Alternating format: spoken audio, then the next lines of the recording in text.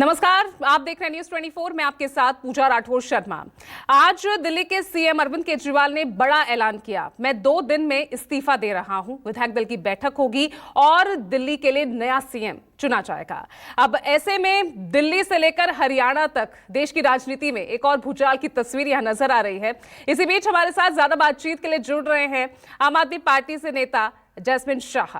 Jasmine Shah ji, स्वागत आपका news 24 पर। लेकिन बड़ा सवाल इस वक्त ये कि कब से इस्तीफे की मांग यहां पर लगातार विपक्ष बीजेपी के तमाम विधायक यहां तक कि राष्ट्रपति के पास तक पहुंच गए चिट्ठी लेकर, तब भी इस्तीफा नहीं दिया। लेकिन अब जाकर अचानक से ये इस्तीफे की पेशकश क्यों?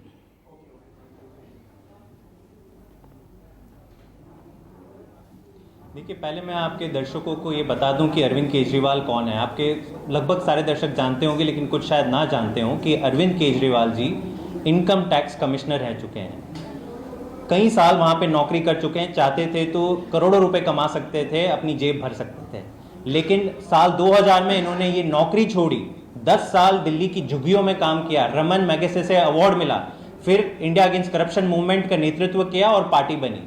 और पिछले 10 सालों में दिल्ली के जनता के लिए ऐसे क्रांतिकारी काम किए जो अभी तक पूरे भारत के इतिहास में किसी मुख्यमंत्री ने नहीं किए। 24 घंटे बिजली, मुफ्त पानी, शिक्षा, स्वास्थ्य, महिलाओं के लिए फ्री बस यात्रा, और फिर भी मुनाफे का बजट दिया। तो ये सारे काम करने के बाद, और भाजपा ने, ऐसा नहीं है कि भाजपा ने रोकने की कोशिश नहीं की, 10 साल बहुत कोशिश करी, एलजी बिठा दिया, कानून पास किए, फिर भी ये काम होते रहे। लेकिन पिछले 2 सालों में इन्होंने, जब से ये एक फर्जी घोटाले का पूरा एक षड्यंत्र रचा और ऐसे ऐसे धाराएं डाल दी, पीएमएलए जो टेररिस्ट और ड्रग डीलर्स पर डाली जाती, वो डाली केजरीवाल जी के ऊपर और उनको जेल में डाल दिया। हुआ क्या, 2 साल के बाद भी एक सबूत नहीं मिला, एक अठन्नी की रिकवरी नहीं हुई। सुप्रीम कोर्ट जितनी रिलीफ दे सकती थी वो सारी रिलीफ दे चुकी है, सब बेल दे चुकी। उल्टा सीबीआई ईडी को यह भी सुना दिया कि आप तोते की तरह काम कर रहे हो, राजनीतिक द्वेष से काम कर रहे हो। लेकिन इस पूरे 2 साल की प्रक्रिया में जितना दुख और पीड़ा केजरीवाल जी को स्वयं हुई, वो उसकी बात हम नहीं कर सकते, वो सोच भी नहीं सकते। जिस व्यक्ति ने पूरा जीवन अपना ईमानदारी में खपाया हो, एक भ्रष्टाचार को खत्म करने के लिए काम किया, उसे अगर आप चोर और भ्रष्टाचार कहते हो तो उनको बहुत दुख और पीड़ा हुई। और उन्होंने तय किया कि मैं अपना दुख और पीड़ा जनता की अदालत में ले जाऊंगा। जब तक जनता नहीं मुझे बता देती कि नहीं केजरीवाल जी आप ईमानदार हैं और आप ही हमारे मुख्यमंत्री बने रहे, तब तक मैं उस कुर्सी पे नहीं बैठूंगा। नहीं, या फिर एक कंडीशन ये भी तो हो सकती है ना जैस्मिन जी, क्योंकि सुप्रीम कोर्ट ने तो सशर्त जमानत दी है। आप सीएम रहते हुए सीएम वाला कोई काम नहीं कर सकते, आप सचिवालय नहीं जा सकते, आप कोई फाइल साइन नहीं कर पाते। तो क्या ये भी एक मजबूरी है? क्योंकि जेल से पीछे आप सीएम पद से इस्तीफा नहीं देते, बिल्कुल, लेकिन जेल से बाहर आकर आप इस्तीफा दे देते हैं, देने की पेशकश कर देते हैं। नहीं, ये समझना बहुत जरूरी है। ये पूरा फर्जी नैरेटिव बीजेपी चला रही है।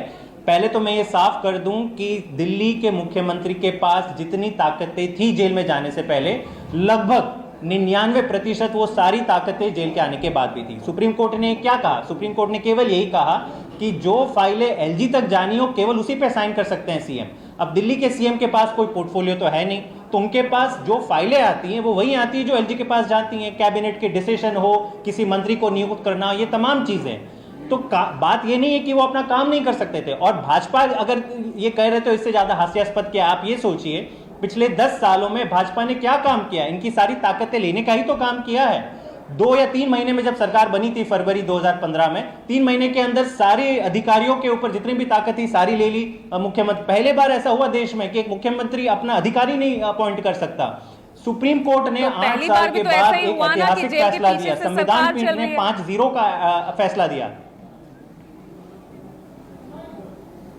तो अब ऐसे में, अब क्योंकि सुई तो अब फिर से यहाँ पर अरविंद केजरीवाल के ऊपर आ गई है। जैस्मिन शाह, अब सुई क्योंकि अब अरविंद केजरीवाल पर ही केंद्रित हो गई है, तो अब कौन होगा अगला सीएम, ये बताइए। मैं जरूर बताऊंगा। एक सवाल का मैं आपका एक संक्षिप्त में जवाब दे दूं। आपने कहा कि नहीं जेल में रहते हुए इस्तीफा क्यों नहीं दिया? ये बहुत अहम सवाल है। जेल में रहते हुए अगर इस्तीफा देते तो इसका मतलब था कि भाजपा का जो षड्यंत्र था, जो फॉर्मूला था कि जहां जहां विपक्षी पार्टियों को आप नहीं हरा सकते चुनाव में, तो फर्जी मुकदमा डालो, चाहे पैसा मिले या ना मिले, चाहे मुकदमा चले या ना मिले, जेल में डाल दो मुख्यमंत्री को और सरकार गिरा दो। तो इसलिए चलिए, और आज ठीक है। केजरीवाल जी ने देश के तमाम नॉन बीजेपी पार्टीज को भी ये मैसेज दिया कि आप चलिए कभी भी नजर रहेगी कि अब इस्तीफा आखिर मत कौन दीजिए। होगा अगला बाहर सीएम आके आम आदमी अलग पार्टी बात की तरफ होगी, से बाहर विधायक दल की नैतिकता नेता क्या में है। कौन नेता चुना जाएगा। बहुत बहुत शुक्रिया आपका जसमीन शाह जी हमारे साथ जुड़ने के लिए।